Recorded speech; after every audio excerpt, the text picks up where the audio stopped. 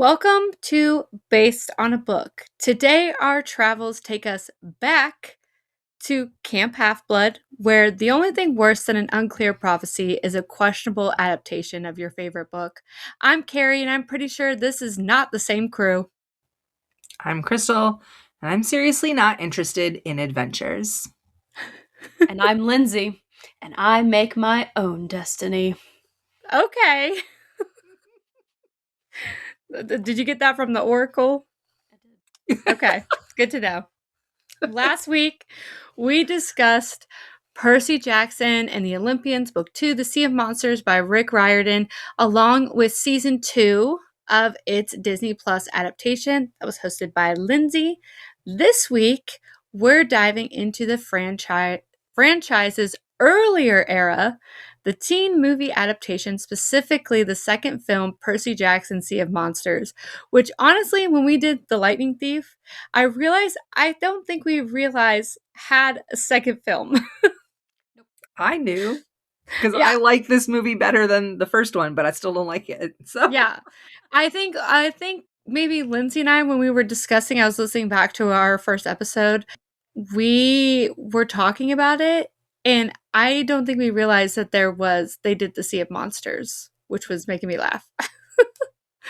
But like I said, we've been here before where we did cover the first film, so be sure to check out that episode. It's pretty funny. This is the last film they made in the franchise before they eventually started the series on Disney Plus. Since the main characters got a little too old, which we kind of discussed in the previous episode that we would be concerned about, they got a little too old for the films. So, we're going to dive into all of our opinions and thoughts about this movie. Since we already reviewed the book in the previous episode when we covered the Disney Plus adaptation, and if you haven't listened to that episode yet, go check that out. We're jumping straight into the movie today. So, this episode will be full of spoilers. If you haven't read the first two books or watched the show or movies, I recommend doing that first so you can come laugh at this movie with us or just stick around. And we'll tell you everything so you don't have to suffer through it yourself. Also, just to say out in the open, Lindsey and I, and kind of Crystal, because she doesn't remember the rest of the series, we've only read the first two books. So please don't spoil us in the comments because we are very excited to read the rest of the series. So overall, Crystal, you kind of indicated this already. Do you like this movie more than you like the first movie, Lightning Thief? I like this more than I liked Lightning Thief. Yes. Okay. All right. What about you, Lindsey? I also liked this more than Lightning Thief, and I'm really glad Crystal said that because I was very conflicted. I didn't know what to think, but yes, I did like this one more than Lightning Thief. Okay, yeah. I totally agree. I feel like you can tell in this second movie, they're trying a little harder. They're trying a little more with this one to align with the second book. Obviously, not completely. There are some major changes, specifically at the end, that we'll get into in a minute, that go a little off the chain, okay? But I really feel like there was a lot more work put into to kind of extend this a little bit. I don't know if you guys agree with that, but I feel like they got feedback from that first one a little bit. I think so. Yeah, I think there was feedback of how bad the first one did. I think so. And honestly, this cast doesn't have quite the big names that the first one did. It still has some really big names. But I like this cast way better.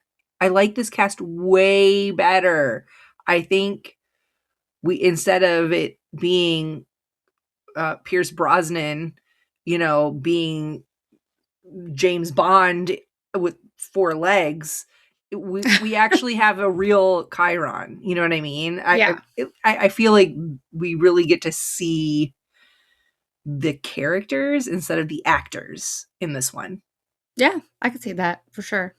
To give a little background on the movie, it was released in 2013, which is 3 years after the first one.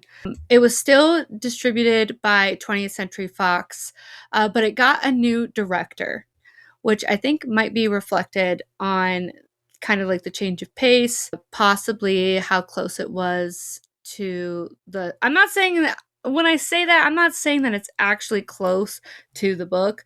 I'm saying that it is closer than Right. the first one. Like it is aligning a little bit more to the second book than how the first book aligned to the first movie, if that makes sense. But we have like a new director, new writer. I think the director's name is Thor Frendenthal. First one was directed by Chris Columbus. Like I said, new writer as well. But digging into the characters, Crystal kind of touched on this already. New Chiron, Anthony Head, new Chiron, Giles, another Giles appearance on the podcast. Last time saw him on Persuasion, a personal favorite from Buffy. Previously, Pierce Brosnan. When he appeared as Chiron, I was a little shook. Like I said, we've got a lot of new faces here. They replaced a lot of characters, which I think is very interesting. Like you said, first movie had a lot of very, I mean, there's still big names here, but it was like an insane cast where it was almost kind of ridiculous. Yeah. But like I said, new Dionysus was, I think he was in the first movie for maybe like a split second. Remember at the end of the first movie, there was like a big meeting situation happening? Yeah. So every one of the gods was there. Yeah. I think Dionysus was there for a second. I don't remember for sure. But we have Dionysus in this second movie, even though he should have been in the first movie a lot more. He was fully in the second movie, and it's Stanley Tucci, which is so funny. Perfection. It's so good. We have a different Hermes. Like I said, Hermes was in the first one, but it was in that like big weird meeting situation happening. Nathan Fillion.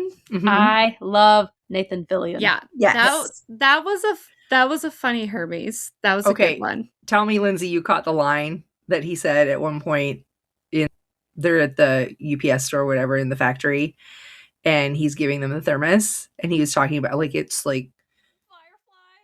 Yeah, he was like, yeah, it was the greatest show ever. He was talking about some like, I don't know, Zeus's Hercules. Thunder. Yeah, whatever. And he was like, best show ever. So of course it was canceled after the first season. Just like Firefly.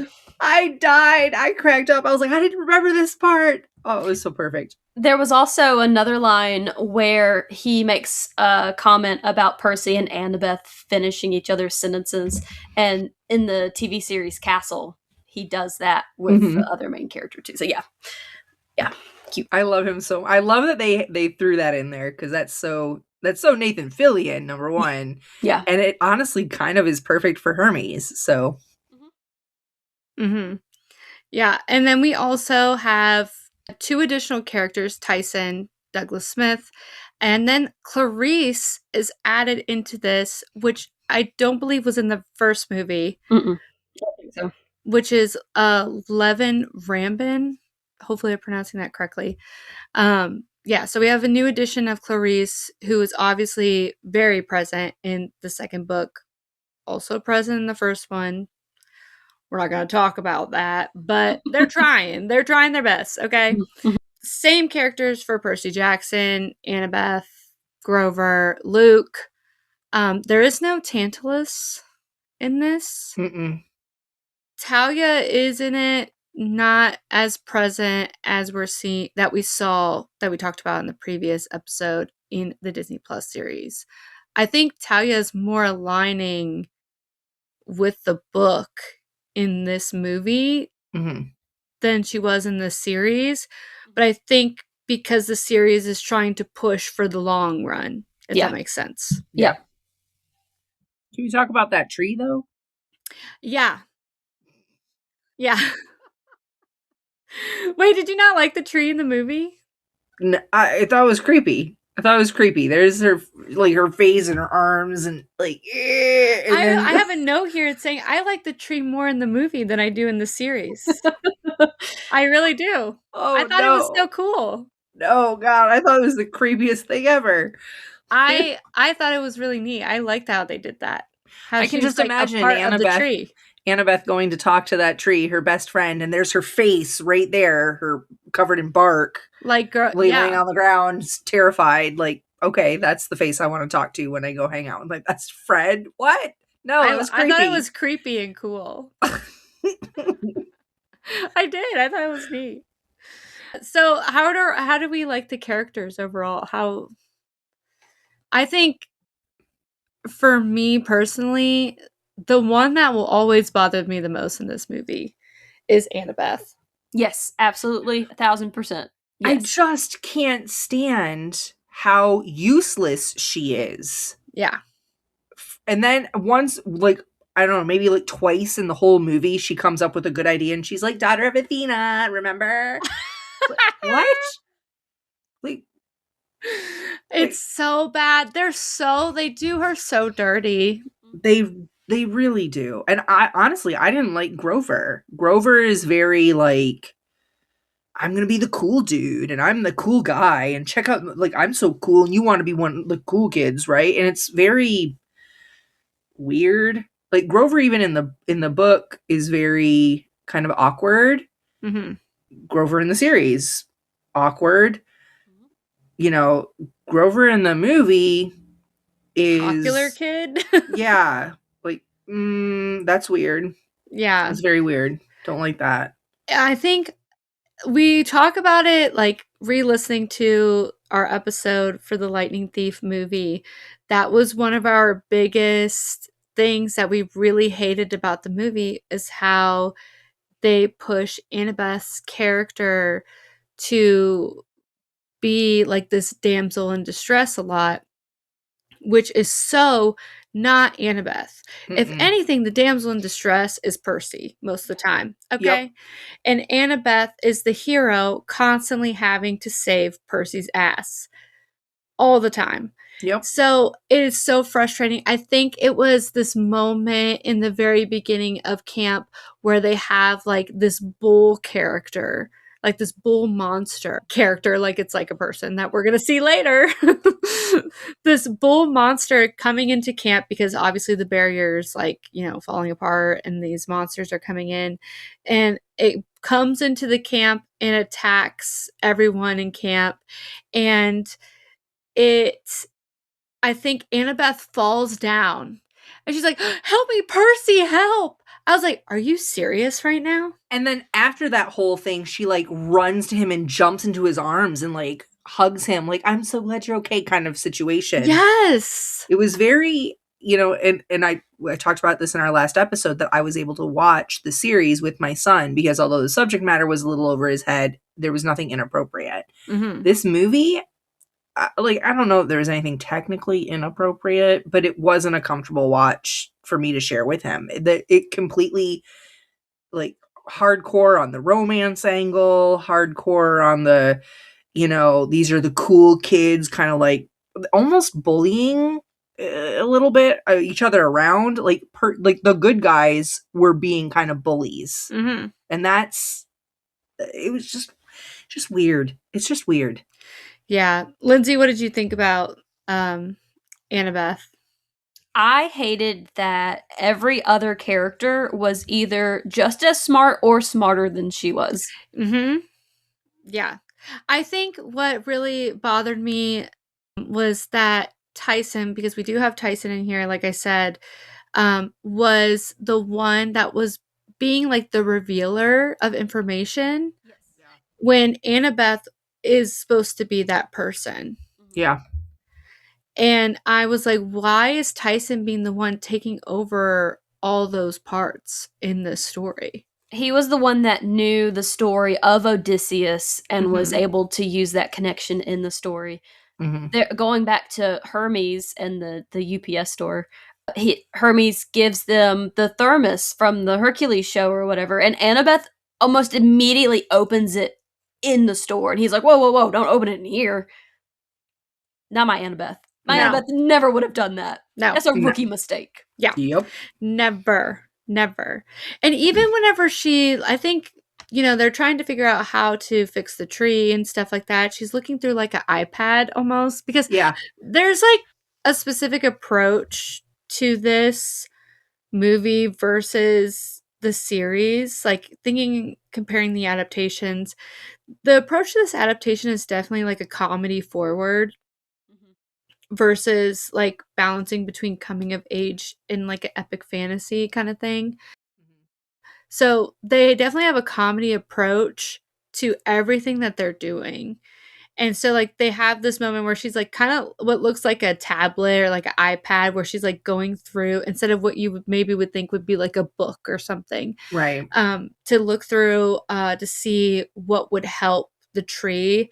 And it's like, I feel like Annabeth would know these things because she's already studied this information. Yep. Like she would know this stuff on the top of her head immediately, kind of like how she does in the book, kind of like how she does in the series.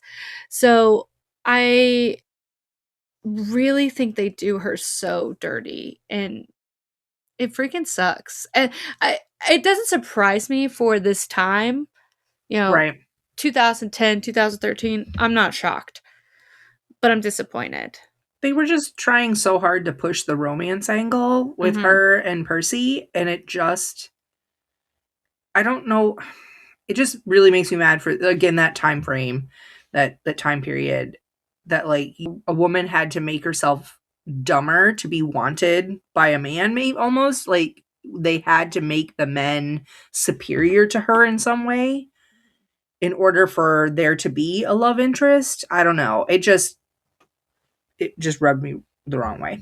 Yeah, and then we have Clarice kind of taking over this like typical girl bully position, very like stereotypical in here, which like kind of sucked. Like we don't get to see any type of like, we do get to see a little bit of growth from her, but I don't know. I just didn't love it. Also, I'm curious what both of you think of Tyson. Like, Lindsay, what did you think of like his character in the movie? Tyson was okay. I mean, it's just really hard to dislike that character anyway. Yeah. But they used the mist to physically give him two eyes. Like, we weren't smart enough to figure out that there's this mist and humans can't see monsters. I don't know. I didn't like the way they portrayed him in the movie. Yeah. I really hated that they took away the like his ability to make things, to like fidget or tinker or like come like build, and his like mechanical mind. Like I really liked that about his character. In my mind, it was very much a everyone has value situation. Like, okay, we know that the Cyclops isn't necessarily as socially you know aware. He's not necessarily a great communicator. They're not necessarily great speakers, but they still have skills. They still have something to offer, something of value, something to contribute. And again, back to what you were saying about how Tyson got all of Annabeth's kind of giving the answers, but we lose what he actually did have in the story, which was his mechanical ability. I don't know, that made me really sad because Tyson is one of my all-time favorite characters. And to see him kind of reduced to just like, he's my Cyclops half-brother, and that was it, kind of made me sad.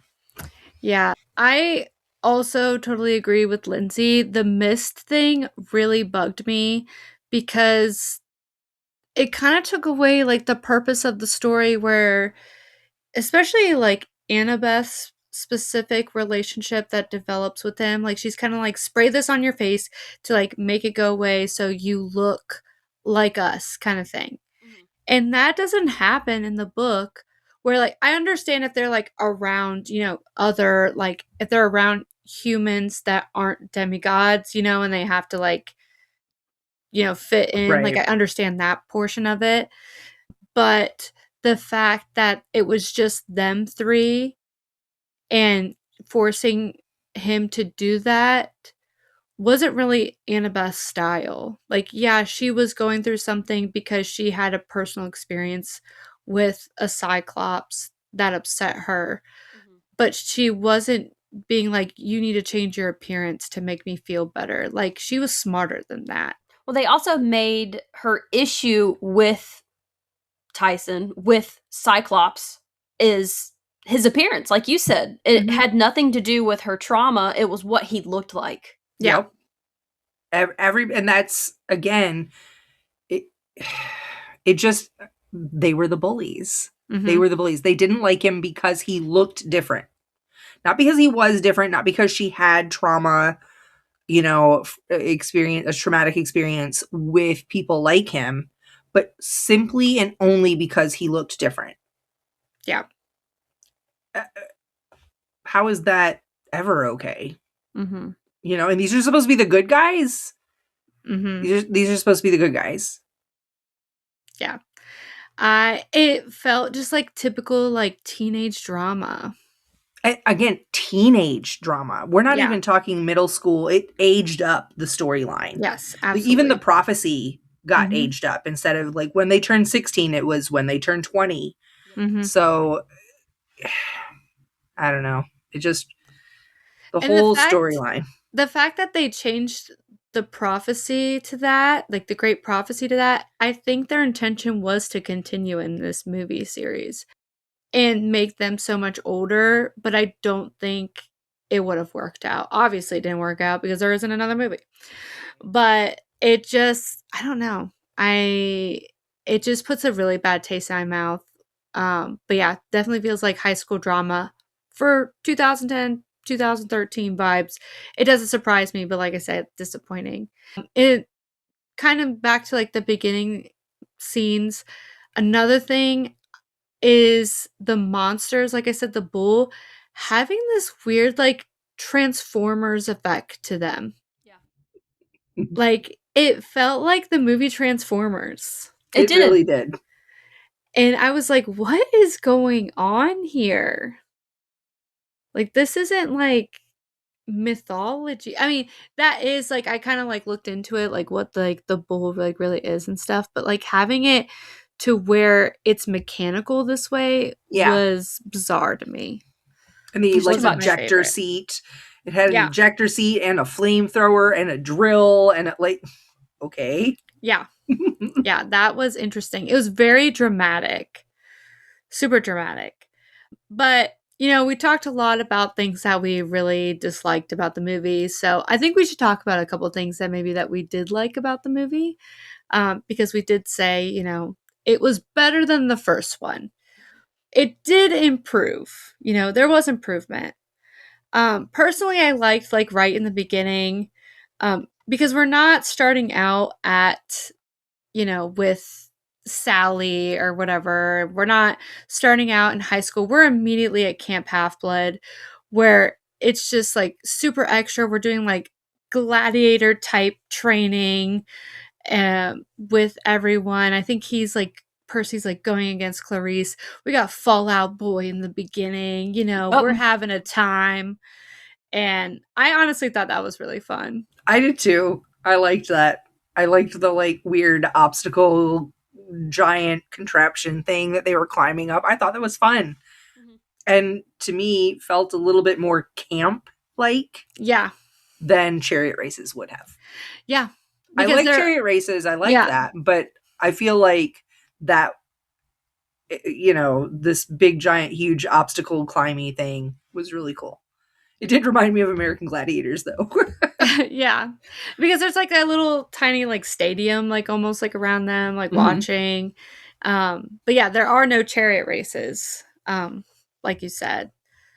I like how they bring in the element that this world, I feel like more so than the series. the Disney Plus series. I like that they bring in this element that this world is within the human world. I think they bring it almost more in the movie. Like where they're at the UPS store and it's like within, Hermes world, the coffee shop, like Yeah. anything that you go to, and there's like this guy with like a bunch of arms and stuff, but it's like the mist is covering where like humans can't see that this person is back there. That's obviously like part of their demigod world. I like that it kind of brings in this element where like you could go to like any store, any shop or anything, and like these people could be like incorporated within this world. I think that's like a really cool thing. What about you, Crystal? What's like some things that you really liked about it? I really loved, honestly, how they pared down some of the characters this time around. I feel like in the first movie, they really almost forced as many characters into it as possible, like with the meeting of the gods at the end, just to get like more names, more stars into the film. I think this was a little bit more streamlined, so we didn't have a bajillion characters we were trying to keep track of. It was just the main storyline. And I really kind of liked that, not being distracted by a million, like, oh, I know that guy, he's from that movie or whatever. I kind of fell into it. I also really liked the casket at the end or towards the end that they have the pieces of Kronos in.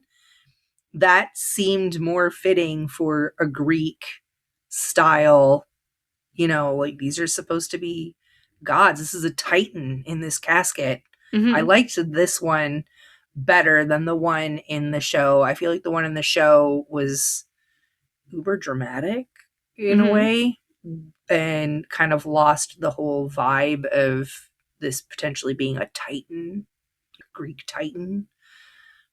Yeah. So I really liked that. Yeah, there's just a few like smaller things like that I was like, okay, I like the look of this a little bit better. I feel like that's a little bit more fitting. That makes sense. What about you, Lindsay? I did like some of the humor, like some of the moments where they brought in the comedy. I felt like it still worked. It was very over the top, like 99% of the time. But going back to the coffee shop and the coffee scene, Grover orders coffee and he gets extra shots of nectar. And Tyson's like, "Oh, what's nectar?" And Grover says, "You haven't lived until you've had nectar." And Tyson tries it and immediately he's like, "I've lived." Yeah. Like small moments like that were really funny and made it much more enjoyable. Yeah. Yeah, I agree. I like I said before, like the comedy that's brought into it. That's a little extra into the movie to make it a little more entertaining. But I think some other elements that I don't like it, but it does make it a little more fun to watch. Percy is using a lot more of his water sea power. Does it make sense for the story? Right. Probably not. But is it fun to watch? A little bit. Okay, so whenever, they're on a yacht. They're not on this big cruise ship. There's no cruise ship in this one. They're on like Luke's yacht with all of his people on it, his crew. And the way that they escape, Percy is using his, water power to help them escape. He's like surfing on this giant wave to get away. Like it's so stupid, but kind of cool. But kind of fun. And and it's like kind of ridiculous. Like I'm getting like Spy Kids vibes. Like it's just stupid, but I'm just like having a great time. And like not necessarily like rewatchable. Like honestly, I could rewatch this second one just as like almost like a background type thing. Like I wouldn't mind having it on. The first one I would mind having on. Like I don't want that on. This second one I wouldn't mind. But I like seeing that part. Also, I will say I really loved this Charybdis scene. I actually thought this was really cool. So whenever they escape the yacht and they're on like this little like lifeboat from the yacht, and they basically get caught up where they never meet Clarice until they get caught up in Charybdis, which doesn't really align with the book whatsoever.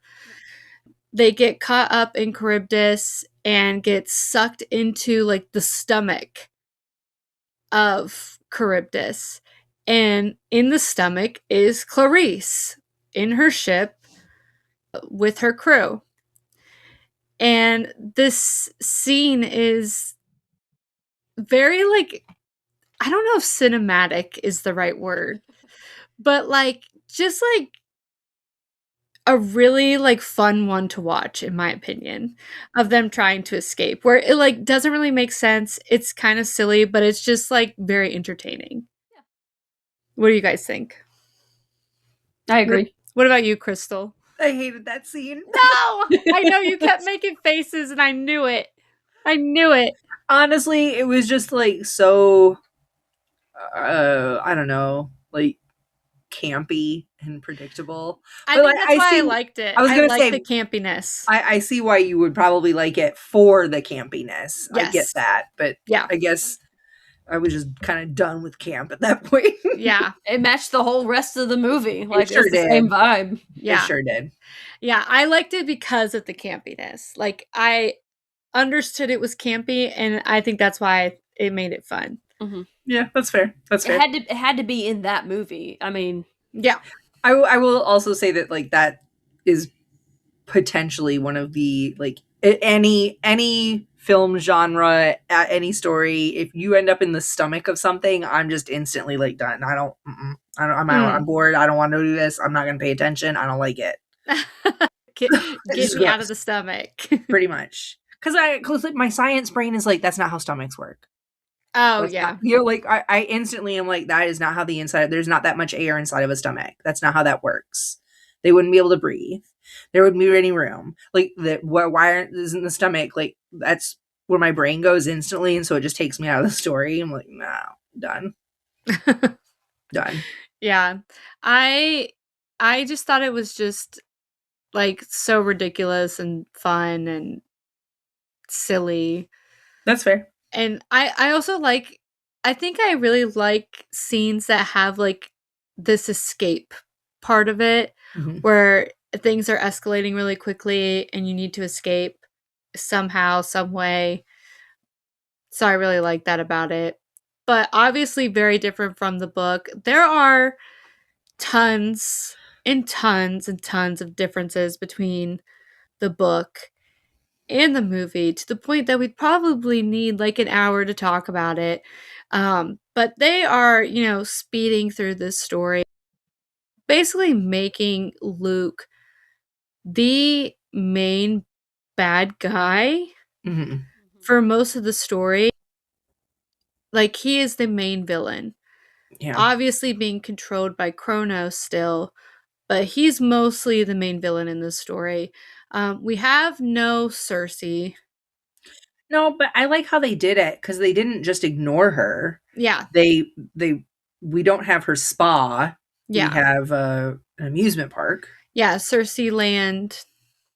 And so they mention her. They're like, oh yeah, she was trying to attract more people to the island, and what happens when you get that many demigods all in one place? The monsters showed up. So it made sense. They kind of paid tribute to that part of the story without dragging us down another storyline and adding another half an hour to the film. Yeah. Yeah, I was wondering, because Crystal, you said that from the book, something that kind of tore you away from the book was the jumping between so many settings.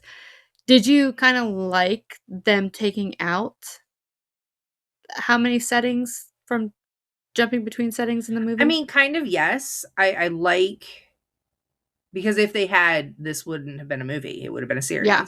You know what I mean? Mm-hmm. They would have had to. But because I usually hate it when they take big major scenes out of books. But I think that they did it in such a way as to still pay tribute to that part of the story. And so I did like that, without ignoring that part of the story. Yeah. Yeah. And we don't have any like sirens in this as well. I The think sirens are one of my favorite parts too, though. I I'm kind of know, sad that's how about I that. feel. I feel that too. I really, really love that part. Also, I think that the Cersei Land part was filmed in Six Flags, Yes. which I think is pretty cool. That is funny. It was a Six Flags that had to be shut down due to damages from Hurricane Katrina, I think. Yeah. Mm-hmm. Yes. I've still Yeah. never been to a Six Flags. Do they even still have those? I want to go to one. Oh, yeah. Next, Yeah. based on a I've been book to one. retreat, will be at a Six Flags. We're on the roller coaster. We're going down the first hill. Oh, This is God. based on a book. Bye. Screaming. Oh, bye. As we loop. Oh, man. But so let's talk about this ending. Okay. This absolutely insane ending. So I almost feel like we got spoiled. Yeah. Which I think that obviously we can all assume that this is what's going to happen. I think it's pretty obvious. But I feel like we got spoiled of this whole book series in this movie ending, because at the end of the movie, I almost feel like they fast forward what I assume is going to happen in the last book of this series, where Kronos is put together and wakes up. And he becomes this big, giant thing. Transformers, Optimus Prime, awake, and starts attacking everybody. It's like the main obstacle at the end of this film, which I'm assuming was supposed to be the main obstacle at the end of like book 4 or something. And we're facing it right now. And Percy ends Kronos at the end of this movie. I'm curious, Lindsey, what your reaction was to it. My first comment is we really got to see Percy get the crap beat out of him this entire movie. Oh, yeah. He was taking punches and getting knocked around, and that was interesting. Yeah. Seeing Kronos, yeah, I felt like it spoiled something from the book. Mm-hmm. I tried not to think about it too much. Obviously, like you said, we're going to get there. That Kronos is like one of the main bad guys. He uses other people, but he is a continuous bad guy. I did like the way he moved in the movie. Mm-hmm. I thought that was interesting. It was like a cool special effect, but it was over the top. It was very Transformery. Yeah. Transformery. I feel like that's a good way to describe it. That's the only way I can see it for some reason. What about you, Crystal? I'm not like too super worried about it being spoilery, because I know enough Greek myths to kind of know how Percy Jackson is going to play out, even though I don't really remember how it plays out. Mm-hmm. So seeing this part, I feel like didn't really ruin anything for me, because ultimately we have to know this is where it will end up. I just don't remember how we get there, and I'm pretty sure this movie didn't do it. And I just wasn't ready for it. Yeah, because it was felt so rushed and forced. Yep. It really, like, we jump from, like, okay, we're going to get Luke, and we got to get the fleece back to help Annabeth and take it back to the tree. And here's Kronos. Like, yeah. I mean, if you guys were, like, thinking that this was going to continue, and you already had Kronos up and alive walking around for a second, and then you went and healed the tree, where Talia, like, woke up at the end of this movie, what'd you think was going to happen? Like, we're done here. We're done. And it's Like, revealed in the book that Talia coming back to life was part of Kronos' plan to begin with. That was all him. He planned that. What was the point in the movie? Yeah. Like, I guess to prove, maybe to wrap prove up how the story. bad it could be. Like, here's a little sneak peek of how bad this is going to look when he's awake, kind of thing. Or all put together. Yeah. I don't know. I think they knew that they weren't going to be able to do the third or fourth movies, I think. Yeah. I think their original goal was to be able to do it, and then they realized they weren't going to be able to do it, so they rushed to make an ending. Yeah. I think that's definitely a possibility. I mean, it looks insane. It looks crazy. And also, like, back to Annabeth, because they do her so freaking dirty. Like, she is put down as, like, Percy's, like, silly little sidekick. Because, like, Percy is supposed to, like, not be 100% capable of getting himself out of every situation. No. Like, character is not fun to watch who is just capable of doing everything and anything and It's the winning all the Superman time. syndrome. You know, it's why a lot of people don't like Superman, because Superman can do anything. So where's the conflict? You know what I mean? I don't want to see a character winning all the time. I want to see a character struggle. I want to see a character be checked every once in a while of being like, "Hey, you shouldn't do this," or see them fail every once in a while. Like when Percy was like turned into like a guinea pig and the only person that could help him was Annabeth to get him out of that situation. Otherwise, he would have been stuck with Cersei for who knows how long, you know? It's just you have to see main characters do that to feel emotionally connected to them. I think it's very, very hard to feel emotionally connected to a character who wins at everything. Yep. So I think movies like this kind of suck when you have them just like fighting and doing all these really cool things. Like they're fun to watch. That's why we call them a guilty pleasure, because they're not like incredible and, Mm-mm. you know, we don't feel super emotionally connected to these characters. I mean, I'm sure some people do because they're emotionally connected to the book series. So like, but can you imagine reading the book series, the whole book series, and you got your first movie and it just didn't quite hit, but they're still making the second one, so you're gonna watch the second one. The second one's actually kind of cool until you get to the end, and then you're like, what is happening? Yeah. That's, you know, if you've read the whole series at this point and you're all excited that potentially you're going to get your whole series, sorry. Yeah. That happens a lot. Yeah. That I'm happens looking a at lot. you, Netflix, Amazon Prime, television. Also, too much. If Percy had been turned into a guinea pig in this movie, there's no way Annabeth would have saved him. No, not that Annabeth. No. Our Annabeth. Yes. She does. So kind of coming into our final verdict, which I think is pretty obvious. I don't even think we need to talk about that. Nah. Over book or movie. Oh, yeah, no. Mm-mm. Yeah, we could skip that one. I'm going to say all of us say the book on this one. So, speaking of bad adaptations that possibly cut off the season or just do them really poorly, let's get into our question of the episode, which is what's an adaptation that is objectively bad, but you love to just watch it anyways? What about you, Lindsay? I don't know if this one technically counts because it's technically not an adaptation, not a direct one. But I'm gonna say the 2004 Van Helsing. Okay. Okay. Interesting. So many people hate that movie, but I really like it. Like, it's got Dracula, and I know not everyone likes that Dracula. It's got Van Helsing. It's got, I don't know. It's got so many aspects. I really like it.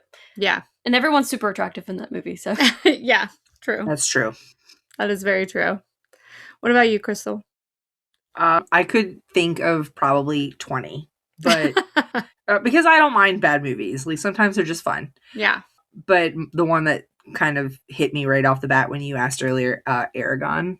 It is a objectively bad adaptation. It is very bad. It's an adaptation that killed the series. So, yeah. But it's kind of fun to watch. And I like They're watching talking about redoing it. I know. I'm so excited. There's another book coming out in the series too. So, I mean, Inheritance Cycle.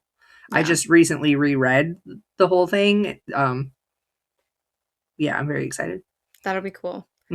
I talk about this a lot already, but I put the Shadowhunter TV series that's on Freeform.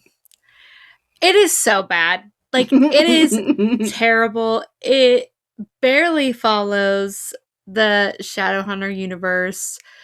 But for some reason, I think, like, it's probably how you feel. Like, if you love the Percy Jackson series so much, it's probably how you feel watching the movies before, like, the Disney Plus show came out. Yeah. And it's just like, I like watching these movies because I just love this franchise and I just love being obsessed with everything about it. That's kind of how I feel about the Shadowhunter series that was off Freeform. It's almost kind of how I feel about like the Divergent series as well. Like, I think the Divergent movies, the first two, are really, really good, but like, are they like good movies? Like good adaptations? I like probably not, but like I just like love them so much because they just give me like that nostalgic type feeling. So like it's like that type of vibe for me. Like they're not great, like they're kind of bad acting, they're not amazing, but like I said guilty pleasure earlier. I usually don't like to say guilty pleasure because it's just like a pleasure. Like it's just like something that you like. Why do we have to Right. feel guilty about it? You know what I mean? But it's like the only way I can kind of like describe it compared to like what other movies that I like, you know. That's kind of how I feel about the Divergent series. But I like covering bad adaptations. I think they're fun. They are. Honestly, I think we have more fun talking about the bad ones than the good ones. Yeah. Yeah. I think that's good. But that wraps up our discussion of Percy Jackson, Sea of Monsters. If you've read the book or seen the movie, we'd love to hear your thoughts. I want to hear from all like the diehard Percy Jackson fans. Like really bad. Like I want to hear your thoughts. I want to hear like what your reaction is to our thoughts as readers that haven't read the rest of the series. What But your don't spoil reaction it. is. Yeah, what your reaction is to like, oh, they haven't got to this part yet, like our predictions or anything. So I'm curious. Also, I want to hear your favorite bad adaptations to watch. If you enjoyed this episode, don't forget to follow the podcast and leave us a review. It really helps other book and movie lovers discover the show. And if you're audiobook listeners like we are, we also have an affiliate link to Libro FM for this audiobook. It's a great way to listen to the story while also supporting the podcast in your local independent bookstore. Thanks for listening, and until next time, stay brave, trust your quest, and try not to anger any gods along the way. We'll see you in the next chapter of Based on a Book. Bye. Bye.